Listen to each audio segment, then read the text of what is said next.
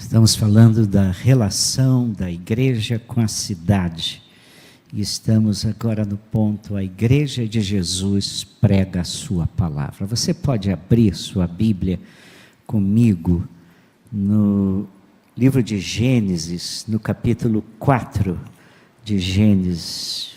E Caim teve relações com sua mulher, ela ficou grávida e deu à luz Enoque. Caim edificou uma cidade e a chamou de Enoque, nome de seu filho. Queira Deus abençoar a sua palavra. Esse Enoque aqui não tem nada a ver com o Enoque do capítulo 5, ok? Dito isso, nesse texto nós temos a primeira menção da palavra cidade na Bíblia. Nesse texto nos é dito que Caim edificou uma cidade. E a edificou com dois propósitos claros. Ele estava muito inseguro depois de ter matado seu irmão. Ele estava muito inseguro em relação à própria vida dele. Então ele construiu uma cidade como uma fortaleza para que ele ficasse protegido nela. Então a cidade nasce com esse fantasma da violência e da ameaça. Isso não parece muito com os nossos dias? Bom, em segundo lugar, ele dá à cidade que ele organizou o nome do seu filho Enoque, que nós vimos na semana passada que Enoque significa dedicado. Mostrando que na cidade há também, às vezes, espaço para autopromoção. Na cidade há espaço para um ego grande, para um narcisismo. Então já se pensa aqui nos poderes que envolvem a cidade. José Temporão é um pensador católico. Antes de prosseguir, quando eu cito algum pensador que não é evangélico, eu acho que muitos irmãos levantam a mão para o céu e falam, esse pastor está ficando perigoso. Mas ele diz uma coisa, ele diz assim, às vezes falamos muito mais pelo silêncio do que falando. E ele diz que nós precisamos tentar entender o que há por detrás do silêncio dos pensadores cristãos sobre a cidade. Diz que nós, os pensadores cristãos, ficam muito calados quando o tema é cidade. Mas nós precisamos pensar nesse negócio chamado teologia urbana, teologia da cidade. Alguns poucos anos atrás, nos nossos seminários, não havia uma única cadeira que falasse em algo assim, que falasse da cidade. Aí um teólogo norte-americano veio falar na Faculdade Batista, em Brasília, no Distrito Federal. E era um professor renomado lá na Outra América. E ele então, fazendo preleções, em primeiro lugar ele perguntou, quantos anos vocês gastam aqui, quanto tempo os alunos gastam aqui estudando a Bíblia? E aí o diretor respondeu. Ele disse, quantos anos os alunos aqui gastam estudando as línguas originais da Bíblia? E aí ele falou, não, nós temos um curso bom de hebraico e grego, bíblico e tá. E aí ele fez uma terceira pergunta, quanto tempo vocês gastam estudando a cidade de Brasília? Pegou todo mundo pelo pé. Porque eles se preocupavam em estudar Bíblia, em estudar teologia, teologia sistemática, Novo Testamento, Antigo Testamento e tanta coisa, mas não estudavam a cidade em que eles estavam vivendo. E Brasília, se você está lembrado, é uma cidade totalmente diferente. Ela foi construída com alguns objetivos totalmente diferentes. Os alunos e a direção daquela faculdade olharam uns para os outros simplesmente estupefatos. boquiabertos, pois nunca se preocuparam em estudar Brasília. Nós precisamos estudar a nossa cidade. Você já viu como é que Teresópolis está mudando? Cheguei aqui em Teresópolis em 1999, da minha casa aqui, eu levava 5 minutos de carro para chegar aqui, qualquer hora, qualquer dia, eu chegava em 5 minutos aqui de carro. Dependendo do horário que eu sair da minha casa hoje, eu levo meia hora para chegar aqui. Mesmo trajeto, irmão.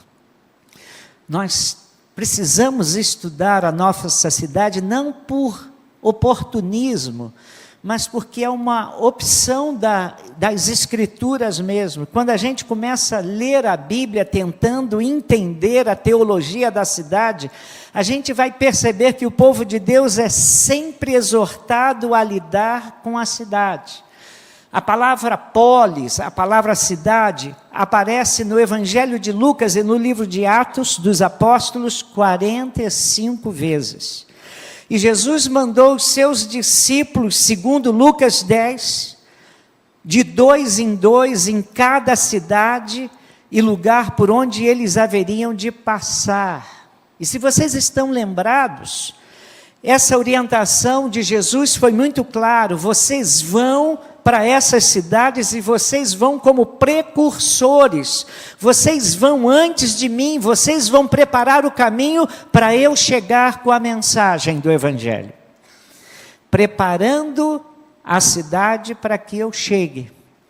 E as cidades nem sempre foram muito solidárias com Jesus.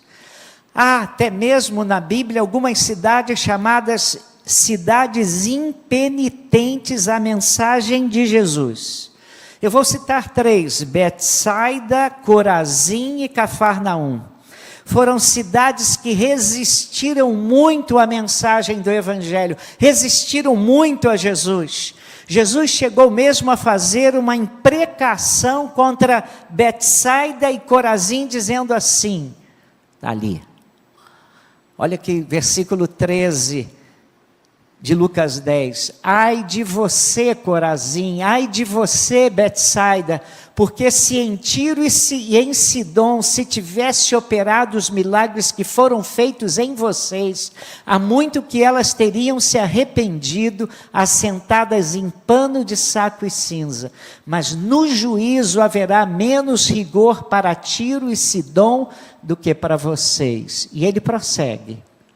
E você, Cafarnaum, pensa que será elevada até o céu? Será jogada no inferno. Quem ouve vocês, ouve a mim. E quem rejeita vocês, é a mim que rejeita. Quem, porém, me rejeita, está rejeitando aquele que me enviou. Vocês viram, então, a manifestação da salvação e não a quiseram. É isso que Deus está falando para essas cidades. A mesma coisa nós encontramos sobre Jesus. Você sabe que a gente aprende na Bíblia que pelo menos 2 vezes Jesus chorou. Eu estou lembrado 2 vezes. Na morte de Lázaro, mas se você está lembrado também, no final do ministério de Jesus, Jesus chega, olha para Jerusalém, e olhando para Jerusalém, a Bíblia diz que Jesus chora, e diz assim, Lucas 13, 34, Jerusalém, Jerusalém, que matas os profetas e apedrejas os que te são enviados, quantas vezes quis eu ajuntar os teus filhos como a galinha, os seus pintinhos debaixo das asas, e não quiseste. Jesus falou isso chorando, olhando para cidades duras para o Evangelho. Roberto Anticam escreveu um livro chamado Cidade de Deus e Cidade de Satanás. Ele diz o seguinte: a cidade é o lugar onde existem oposições muito declaradas. E ele vê Jerusalém na Bíblia como cidade do bem, a Babilônia como cidade do mal.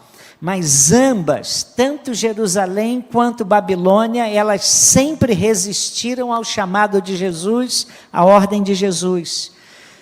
As cidades vão entrando em luta porque o evangelho vai penetrando na cidade e a gente vê nitidamente nos evangelhos como elas se opõem à mensagem do evangelho ou como elas encontram enorme graça pela chegada do evangelho.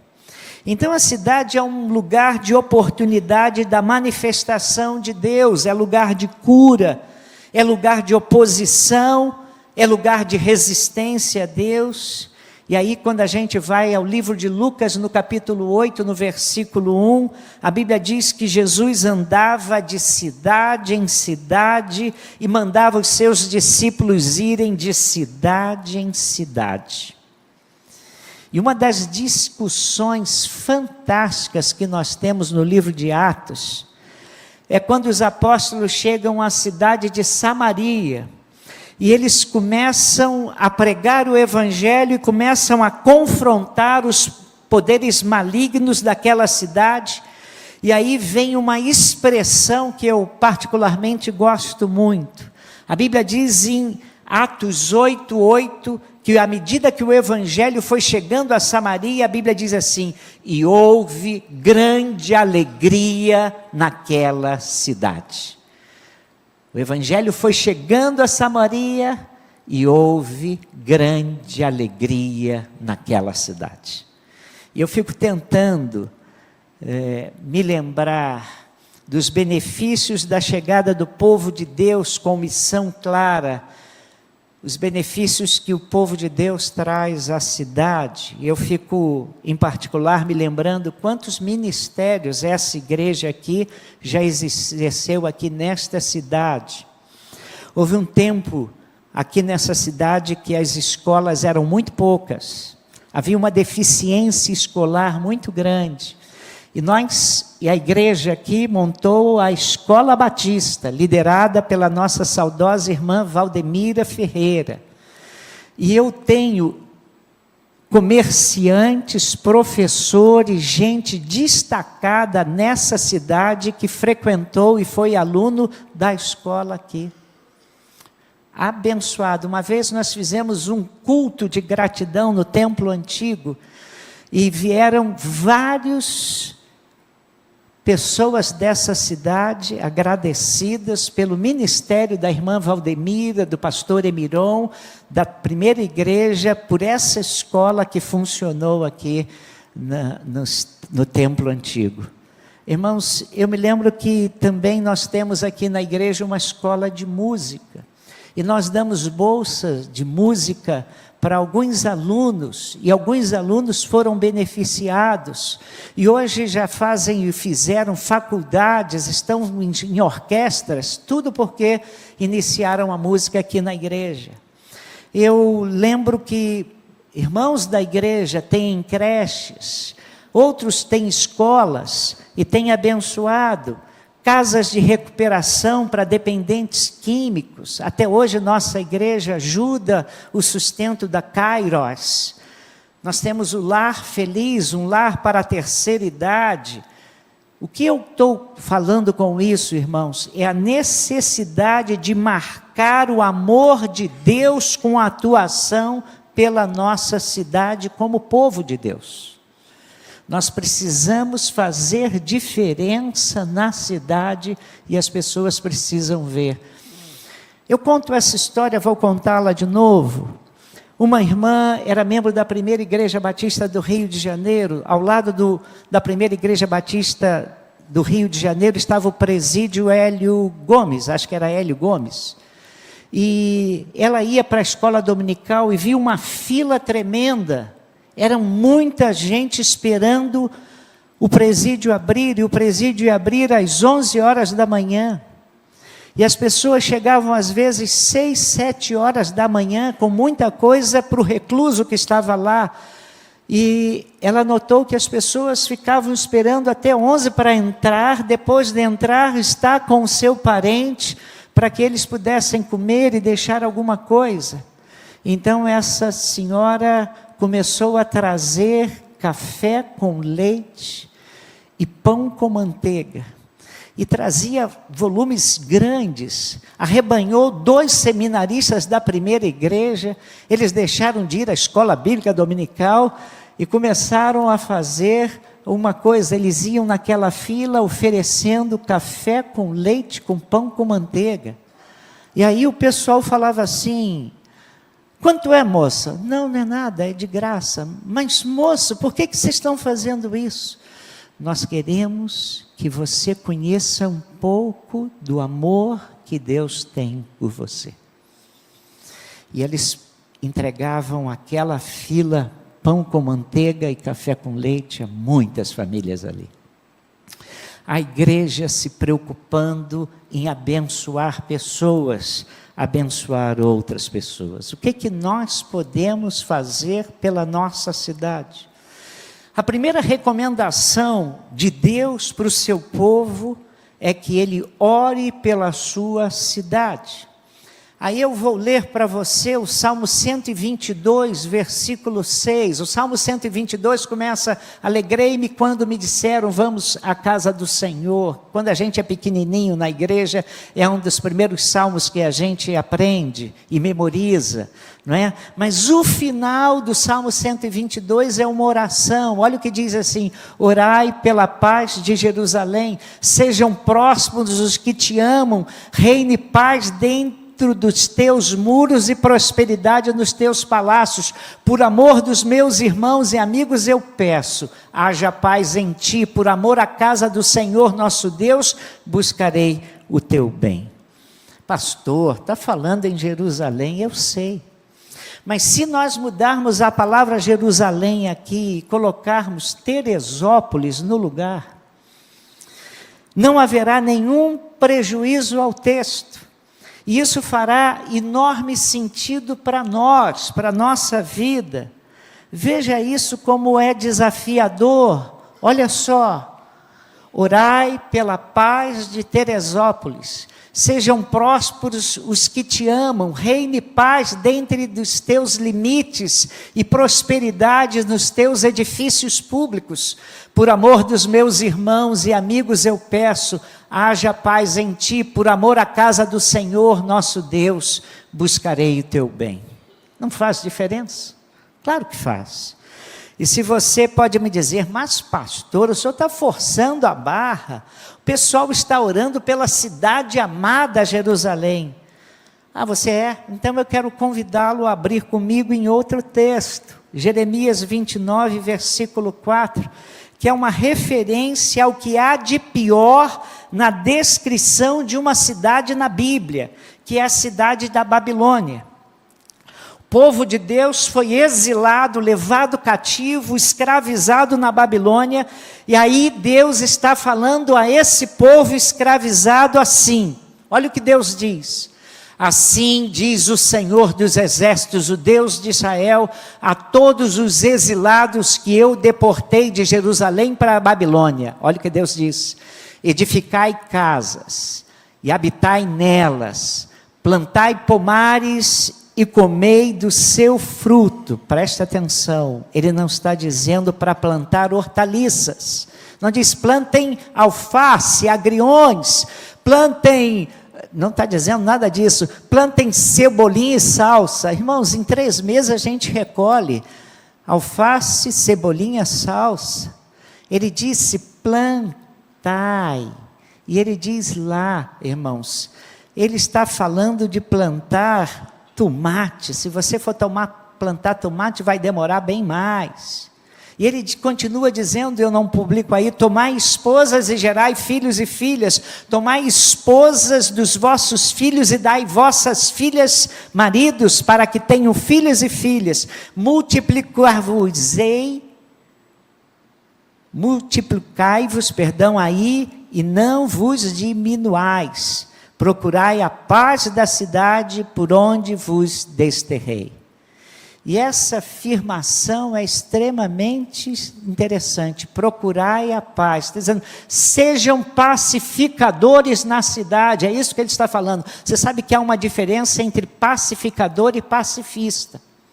Deus está dizendo, procurai a paz da cidade.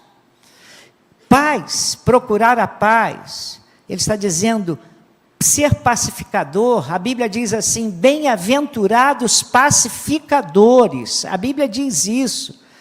Pacifista é gente de paz que não faz mal a ninguém, mas pacificador é quem intencionalmente age para gerar a paz. Gente que quer produzir paz. É aquele que quer resolver conflitos. Pacifista é aquele que não entra em conflito, mas o pacificador é algo intencional. E o que Deus está dizendo é o seguinte: vocês, como crentes, como servos, povo de Deus, vocês vão agir intencionalmente para gerar paz na cidade. É isso que Deus quer. E Deus diz para serem pacificadores, algo intencional. Procurem a paz da cidade. Orem por ela ao Senhor, porque na sua paz, na paz da cidade, vocês terão paz. Na medida em que orarmos por paz em Teresópolis, nós teremos paz. Na medida em que nós orarmos pela paz no Rio de Janeiro, você sabe que Rio de Janeiro está tão difícil, que antigamente ir para o Rio de Janeiro era a coisa mais comum, gente que ia todos os dias para o Rio de Janeiro. Agora eu tenho gente aqui na igreja que fala assim: pastor, ora por mim. Ora por você por quê? Pastor, eu vou descer ao Rio de Janeiro. Outro dia o cara falou assim para mim, está aqui, falou assim: pastor, ora por mim. Por quê? Eu vou para Gaza, vou para a cidade de Gaza. Para a cidade de Gaza é Rio de Janeiro, né? Então, para vocês verem como é que está. Orar pela paz. A gente reclama muito da violência, mas estamos falando de orar pela paz. E aqui está uma ordem de Deus: ore pela cidade, ore pela cidade, ore pela cidade.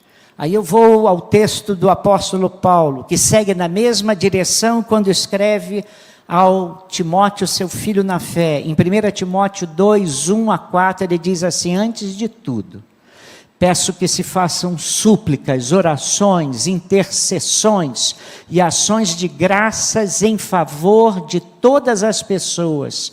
Orem em favor dos reis e de todos que exercem autoridade, para que vivamos vida mansa e tranquila, com toda a piedade e respeito. Isto é bom e aceitável diante de Deus, nosso Salvador, que deseja que todos sejam salvos e cheguem ao pleno conhecimento da verdade.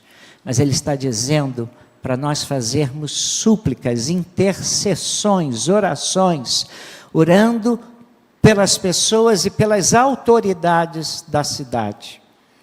Está dizendo isso, irmãos. Ore pelo andamento da cidade, porque isso é aceitável diante de Deus. E essa é a primeira exortação bíblica. Nós devemos orar pela cidade para que tenhamos paz. Vou fazer uma pergunta a você. Você tem orado intencionalmente pela sua cidade? Você tem orado intencionalmente por Teresópolis? Ah, eu votei num e quem ganhou foi outro, não vou orar não. Irmãos, a gente ora por qualquer coisa ligada a nós. O dedão do seu pé está doendo e você ora por ele. E estamos certos, porque não há problema nenhum em orarmos por isso, mas quando a gente lê o livro de Apocalipse, a gente percebe que as nossas orações são levadas ao céu, e às vezes tornam-se orações históricas. E o que acontece quando a igreja começa a orar pela cidade? Nós começamos a fazer uma revolução na cidade. Um dos grandes teólogos, um dos grandes estudiosos da teologia urbana diz que um dos grandes problemas é que não existe hoje um número bom de pessoas orando intencionalmente pela vida da cidade. E eu não vou perguntar se você nunca orou pela sua cidade.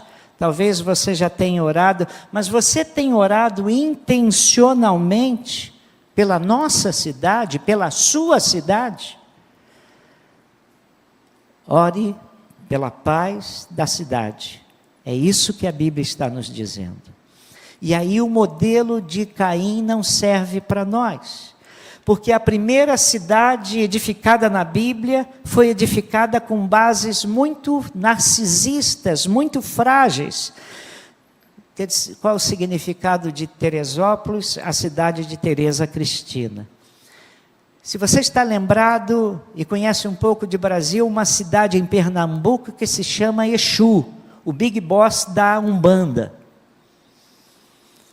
Devemos orar intencionalmente por Teresópolis, pelo seu bem-estar, orar pela sua boa administração, devemos orar pelos seus cidadãos, pelas autoridades, pelos seus juízes, pelo delegado, pelos policiais, por postos de trabalho, pela prosperidade da cidade. Ore para que não haja violência, ore pela segurança, ore pelos policiais. É isso que a Bíblia nos orienta. Ore pela cidade. Você tem orado intencionalmente pela sua cidade? Segundo lugar. Segunda coisa que a Bíblia nos recomenda é nós nos envolvermos em projetos da cidade. Não é entrar com trabalho pela cidade com ideologia, não é nada disso. É entrar na cidade para fazer qualquer coisa, para abençoá-la e não sugar alguma coisa dela. Não é para ganhar alguma coisa dela, é deixar algo construtivo para o bem da cidade. A gente deve aprender a construir para a cidade. Eu fiquei muito contente nessa semana. Nós temos um ministério de ação social aqui na igreja que a gente não fica trombeteando. Vocês quase não ouvem falar. Vocês ouvem falar quando a gente vai fazer bazar. Quase não ouvem falar. Dentro do Ministério de Ação Social, nós temos um ministério chamado Manjedoura. Manjedoura é um grupo de irmãs da igreja que prepara enxoval para jovens grávidas, adolescentes grávidas, pessoas com poucos recursos grávidas, e a igreja faz roupas de criança, uma série de coisas, e nós entregamos para essas famílias esse enxoval. Nessa semana, nós entregamos para 5 jovens grávidas, todo o enxoval completo para essas famílias. É muito pouco, eu sei, mas para elas foi bênção do Senhor. E é você, meu irmão, quando participa da vida da igreja, quando traz a sua oferta, traz o seu dízimo, que está fazendo isso. Esses irmãos são os braços que estão ajudando, mas nós estamos abençoando algumas famílias através desse ministério e de outros ministérios sociais. Então, irmãos, a gente deve aprender a construir para a cidade. John Kennedy, saudoso presidente dos Estados Unidos, certa vez falou uma frase que ficou na memória daquele povo da América do Norte. Ele dizia: não pergunte o que a América pode fazer por você, mas pergunte a você o que você pode fazer pela América. E aqui na cidade é a mesma coisa. Nós, como igreja, precisamos olhar para a cidade e pensar como a nossa igreja pode abençoar essa cidade. O que nós podemos fazer para abençoá-la? Que tipo de ministério, de ação social podemos ter para abençoar essa cidade? E nós, como igreja, temos que nos preocupar com isso. Terceiro lugar, a Bíblia também nos informa que a chegada da igreja, a presença da igreja na cidade traz impactos interessantes. E um dos impactos maiores foi na cidade de Éfeso, lá no capítulo 19, versículos 23 a 26. A Bíblia nos diz que Éfeso era um grande centro religioso, tipo Aparecida do Norte, tipo outras cidades bem religiosas. E era um grande centro religioso, as pessoas vendiam nichos mágicos nas ruas de Diana dos Efésios. Havia templo muito grande ali, e o comércio ganhava muito dinheiro naquilo. Aliás, o comércio girava em torno daquelas atividades religiosas, e a Bíblia diz no versículo 29 de Efésios 19, e encheu-se de confusão toda a cidade, unânimes correram ao teatro, arrebatando Agai e Aristarco, macedônios, companheiros de Paulo na viagem. Mensagem do Evangelho provocou uma revolução tal, que as pessoas começaram a pegar os seus nichos e fizeram uma grande fogueira e começaram a atacar fogo. Os comerciantes falaram: vamos perder o nosso lucro se o Evangelho chegar aqui nessa cidade como está chegando. E aí eles promoveram uma grande confusão na cidade para que o Evangelho fosse embora.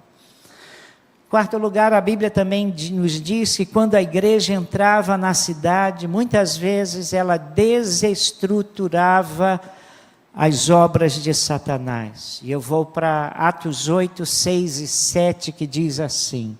Olha o que diz Atos 8, 6 e 7. E as multidões, unanimemente, prestavam atenção ao que Filipe dizia, porque ouviam e viam os sinais que ele fazia, pois que os espíritos imundos saíam de muitos que os tinham, clamando em alta voz, e muitos paralíticos e coxos eram curados. Aquela cidade começou a ter uma imensa alegria pela presença da igreja.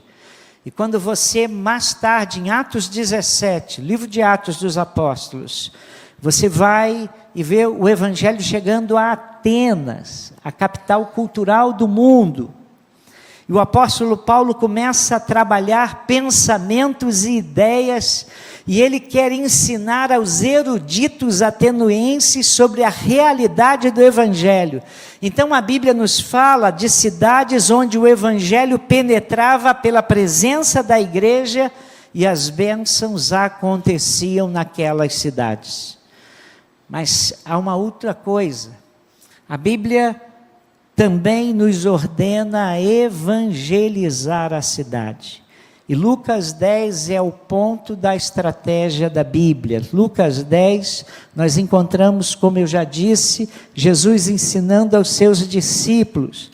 Depois disso, o Senhor escolheu outros 70 e os enviou de 2 em 2 para que fossem adiante dele a cada cidade e lugar onde ele haveria de passar. E aí a gente vai encontrar que ele nomeia 70 para irem de 2 em 2 e levarem o Evangelho às cidades. Quando a gente conhece o livro de Atos dos Apóstolos, a gente conhece que Jesus, em Atos 1:8, disse para os seus discípulos: mas vocês receberão poder do Espírito Santo, que há de vir sobre vós, e vocês serão minhas testemunhas, tanto em Jerusalém, como em toda a Judeia e Samaria, e até os confins da terra. Quando o Espírito Santo fosse derramado, eles deviam sair pregando o Evangelho. E se você conhece o livro de Atos, você vai ver que em Atos 2 eles pregam em Jerusalém. Em Atos 8 eles pregam em Samaria. Em Atos 10 eles falam aos não-judeus, aos gentios. E foram vindo convertidos, 3.000, depois 5.000. Em Atos 4, com a dispersão, eles começaram a ser perseguidos. Em Atos 8, os discípulos começam a alcançar várias cidades, através dos crentes, outros diáconos, e eles iam pregando o Evangelho. E quando a gente finalmente chega ao livro de Atos dos Apóstolos, no capítulo 13, a gente vê intencionalmente a igreja separando Paulo e Barnabé para que eles fossem missionários da igreja e enviados às cidades para pregar o Evangelho. intencionalmente a igreja começa a enviar missionários que preguem o evangelho. Eles passam por cidades pequenas e não param. Eles só vão a cidades grandes, cidades estratégicas. Eram cidades onde o evangelho podia irradiar e abençoar outras cidades menores que estavam naquele raio. E aí eles vão a Atenas, pregam o evangelho, eles vão para Éfeso, eles vão para Filipos, eles vão para Roma. E nós, como igreja, precisamos também pensar em projetos, em estratégia, para alargarmos o nosso testemunho. É o desafio nosso, alcançarmos a cidade. Aliás, eu não estou falando de Caim, né? Estou falando de cidade. A cidade nasce na Bíblia com uma visão mesquinha de Caim. Ele constrói uma cidade por defesa. Ele constrói uma cidade por interesse pessoal. Constrói uma cidade por narcisismo, por vaidade. Mas esse não é o protótipo de cidade nas Escrituras Sagradas. Nem é o desafio que a Bíblia traz para nós. O nosso grande desafio é cuidar da cidade onde nós estamos. O nosso grande desafio é ajudarmos a nossa cidade a ser uma cidade melhor. E isso não exclui a ação missionária da igreja para outros lugares. Mas eu queria que você levasse para a sua casa algumas sugestões, algumas dicas. Sabe, a tia Teteca, quando a gente estava lá no início, no primário, né? No meu tempo era primário, agora é fundamental, que dizem, né? Ensino fundamental. A tia Teteca, não sei qual foi o nome da sua primeira professora, a minha foi Sueli, eu chamo de tia Teteca, né? Ela deixava atividades para o lar. Eu vou deixar agora uma atividade sua para o lar, tá bom? Dever de casa. Agora é dever de casa aí. Anota aí, garotada aí, ó. Dever de casa. Lembra da tia Teteca aí? Dever de casa. Então, eu queria, em primeiro lugar, que você pensasse em iniciar um momento de oração diário, em que você colocasse nas suas orações a sua cidade. Ore pela sua cidade. Vamos orar pela nossa cidade. A gente tem uma facilidade muito grande em criticar a cidade.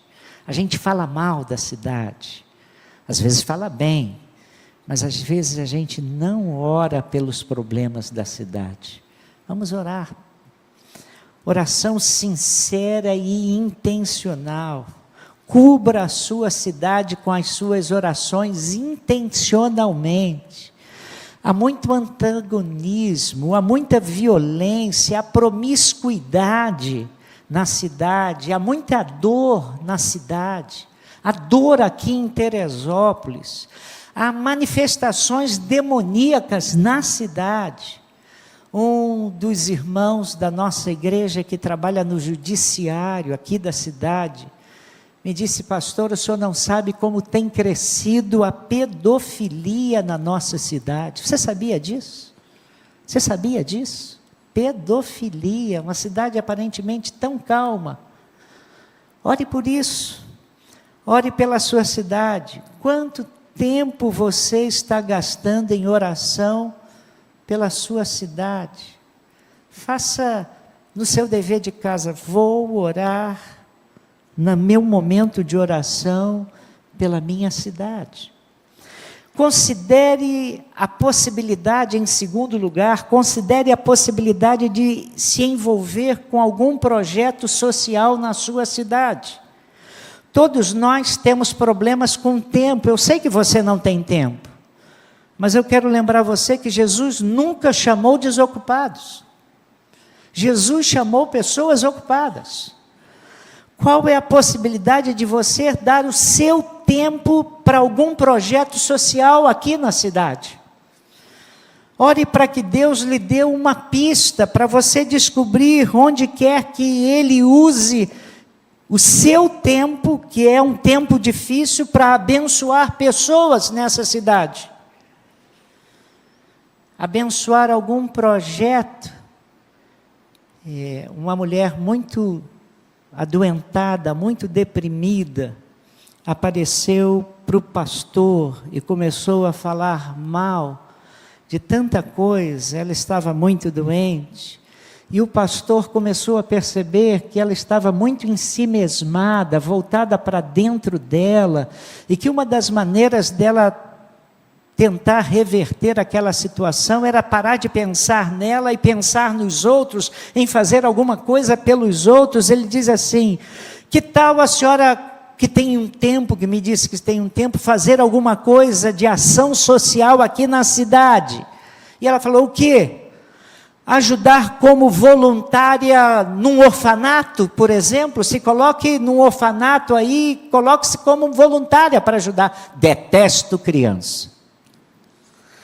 Que tal a senhora ajudar num asilo? A senhora vai ser útil, tanta gente só no asilo. Detesto velhos. Por que a senhora não vai cuidar dos cachorros da cidade? Aí, detesto, Deus me livre de trabalhar com um negócio desse.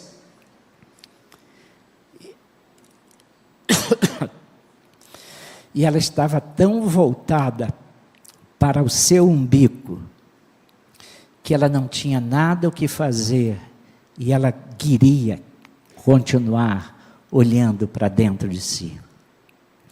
Muitas das nossas patologias são porque nós não conseguimos olhar para fora de nós próprios. Esposa viúva de um senador da República, história real, estava em Brasília num big apartamento funcional. E ela estava só, e ela estava pensando em se matar, e ela não sabia o que fazer da vida. Ao lado daquele apartamento estava uma igreja evangélica histórica, séria. E ela viu o horário do escola dominical, culto. Eu vou nesse negócio de escola aqui, eu não sei o que é essa escola não, eu vou. E naquele dia, a lição da escola dominical era sobre trabalho.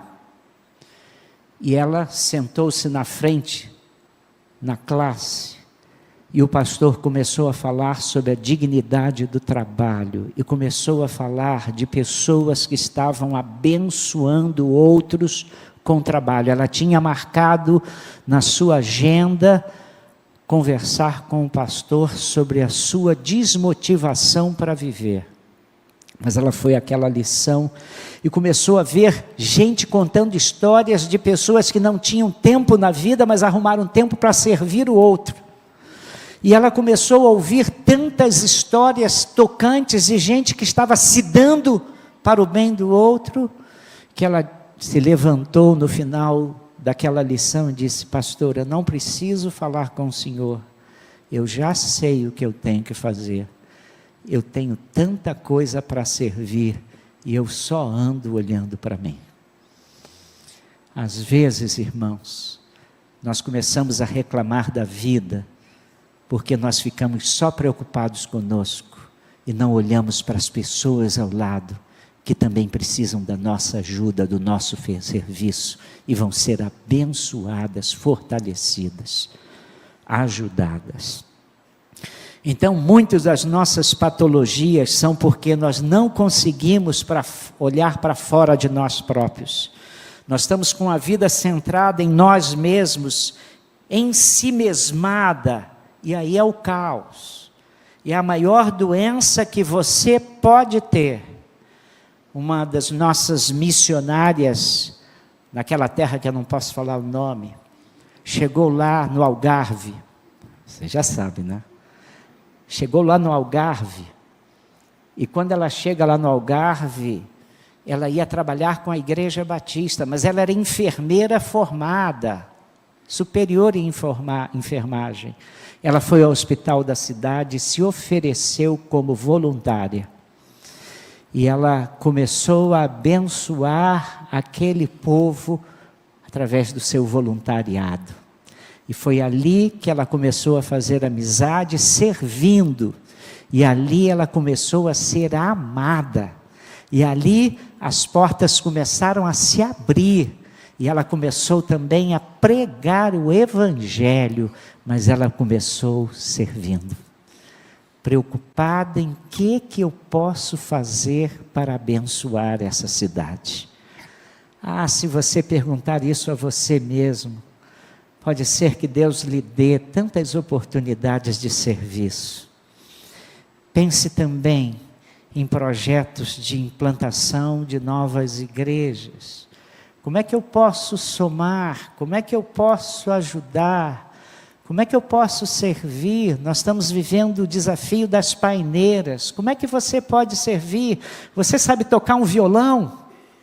Se você sabe tocar um violão, eu fui a um culto nas paineiras na terça-feira passada, a gente falou do início ao fim, não tinha um cântico, não tinha nada, com crianças lá, com adultos lá. E eu não estou reclamando de quem fez lá, fez com todo o coração, mas as pessoas não sabiam tocar, não sabiam cantar. E eu falei, com um violão aqui faria uma diferença muito grande. E você pode servir. Você pode tocar sei lá o quê, e você está às vezes em casa, e você pode ser útil. Você sabe trabalhar com criança? Nós precisamos de gente que nos ajude a trabalhar com criança lá. Quanta coisa podemos fazer, irmãos. Pense também, irmãos, como é que você pode usar os seus dons. Há muita gente aqui com dons que abençoam pessoas. Aqui nessa igreja nós temos exemplos fantásticos de gente que ajuda muito. Nós temos irmãs que estão abençoando outros com costura. Elas costuram e nas costuras fazem enxoval e abençoam. Você quer uma coisa simples? É assim. Elas querem servir e são úteis, são abençoadas. Mas você pode ajudar nossa igreja a avançar nos pequenos grupos. Nós temos pequenos grupos em tantos lugares e nós precisamos avançar. Você pode participar do curso Lidere e você pode ser um anfitrião abrindo sua casa para a pregação do Evangelho. Você pode ser treinado para liderar um grupo, você pode liderar um grupo, e nós vamos chegando nas beiradinhas e vamos conquistando essa cidade. Você pode ser útil nas mãos de Deus. Pastor, eu não sei pregar. Domingo passado era o dia de missões das mulheres cristãs em missão. E aí eu falei assim, não vou escrever nada sobre a organização. Eu vou pegar algumas mulheres dessa igreja que fazem diferença porque elas têm uma missão. E logo me veio à mente pelo menos 2, eu escrevi sobre 4. Você nem leu porque você pensou que eu estava falando sobre a organização. Estou falando de mulheres cristãs. Há uma irmã aqui nessa igreja que não teve a oportunidade de estudar. Ela não tem muito estudo. Se tornou uma mulher extremamente sábia. Crente em Cristo. Ela ama crianças, mas ela não sabe trabalhar com crianças. Mas o que ela faz?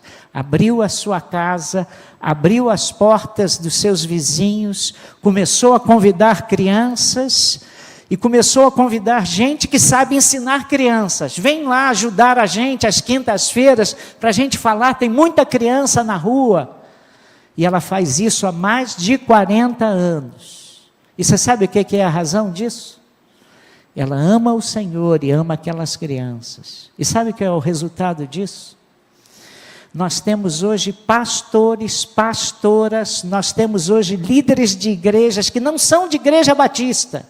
Líderes de igreja que estão à frente de igreja que começaram ali naquela classinha.